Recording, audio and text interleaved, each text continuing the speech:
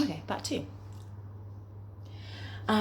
This is so insecure for me. Like, you know, when I'll do my eyebrows, but sometimes it's not that serious.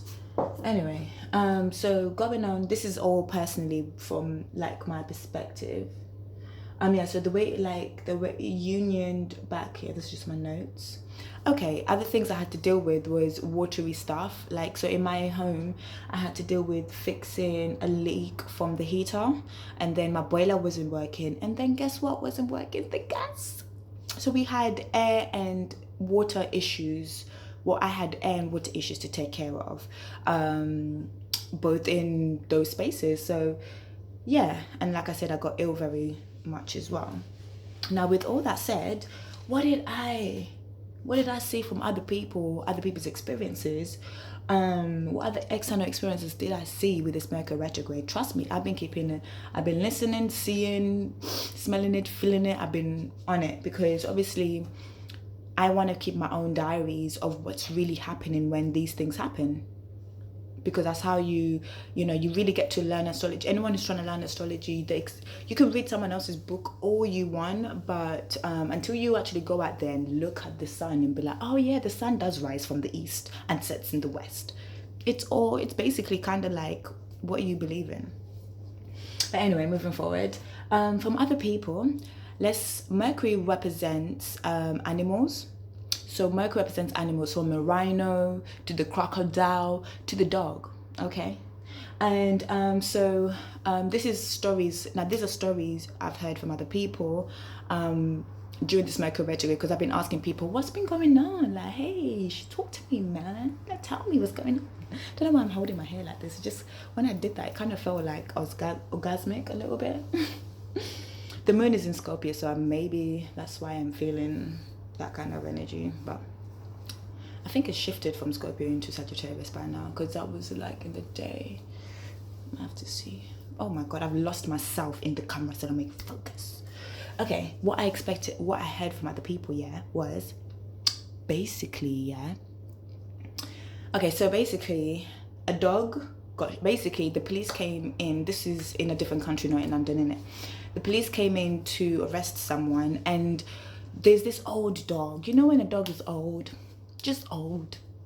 You don't even need. It's not harmless. Like, even when it walks to you, it's barely making it. So they come to arrest this person, and then they just go shoot the harmless dog. It's like a teddy bear that's just there. You shoot, and the dog didn't die. It didn't die. Okay, which is good news, but bad news because it's an old dog. You might as well put it down now. But anyway, the dog didn't die.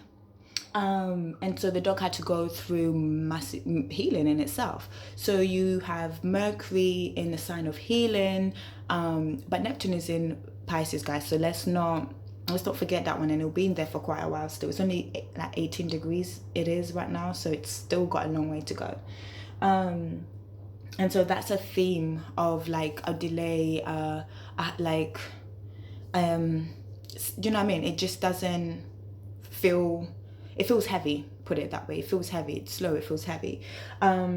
Major roadworks, major road changes, like especially around Oxford Circus. There was so many, Central London, there was so many accidents, which is really interesting. A lot of people dealing with delays with their transport, like whether it's the water that delayed your transport or it's the wind that delayed your transport. Neptune represents weather, and when Mercury is next to Neptune, it triggers that, so we see that. Many people had their home repairs to do with water or air. Many of you. Whether you were this Mercury retrograde, you had to bath with some cold water or like heat up water in the kettle and to do it the old school way. You had to deal with that. And then a lot of people, have been taking drugs, man. Whether you want to call it legal drugs, whether it's the Panadol, or it's the acid, or it's the shrooms, or it's whatever you take to escape, okay? There's been a lot of escapism. Like, I mean a lot of escapism. People physically hiding away from people.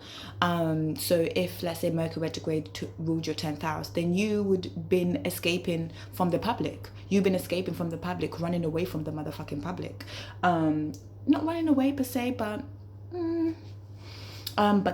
keeping your energy away from the public and reviewing yourself in how you are seen in the public. That is a better way to articulate that. So just giving you an example of that.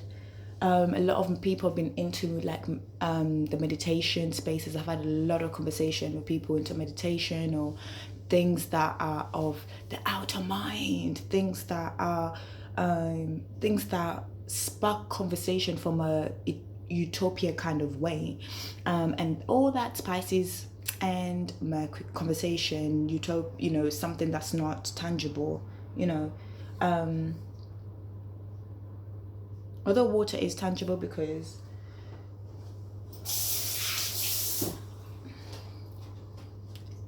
if I put water in my hands, I still have more water. I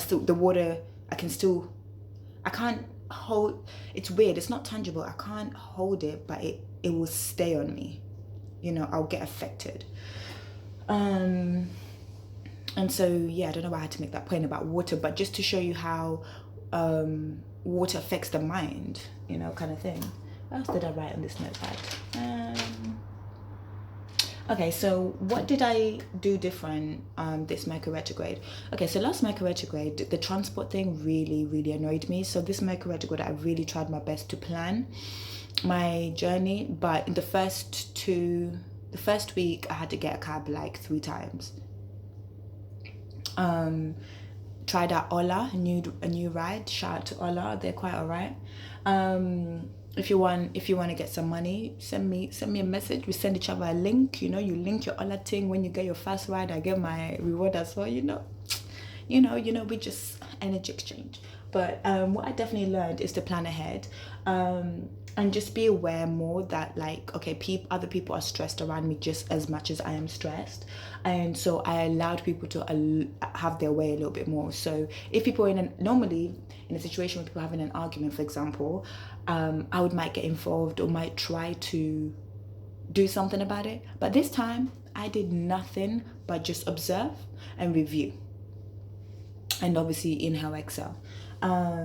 And then I just reviewed, like I mentioned before, my self-creation and my self-expression, and how I express myself in those areas, the 5th house area, and how that affects the opposite sign of Pisces is Virgo. And where does Virgo rule my chart? The 11th space, so the place of goals, objectives, and the groups that I'm involved in. And I really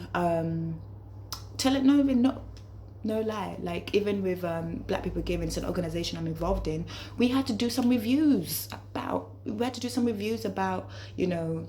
how I like to conduct my session, and certain things. They're very honorable. They ask me, they like, how do you want things to be done, Salome? So them asking me, that's still me having to review and mention to them what I'd prefer to be put ahead, or just congratulating them. That is basically all I want to rant about with Mercury retrograde 2020, Mercury retrograde Pisces 2020.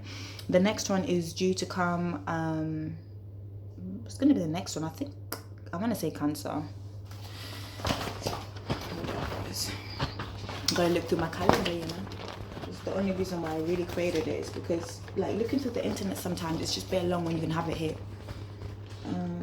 I was right. Mercury retrograde, the next one will be in Cancer. And does it start in Cancer? Oh, shut up. It starts in Gemini and then it goes into Cancer. So it will rule over 2 signs. But the majority of it will be in the sign of Cancer. So I'm looking forward to that. And seeing how that plays out, because it's going to be in a water sign again. And it's going to be affecting an air sign into a water sign. So this theme with Mercury retrograde this whole year, with air and water, and connecting air and water and finding the uncommon connection between it.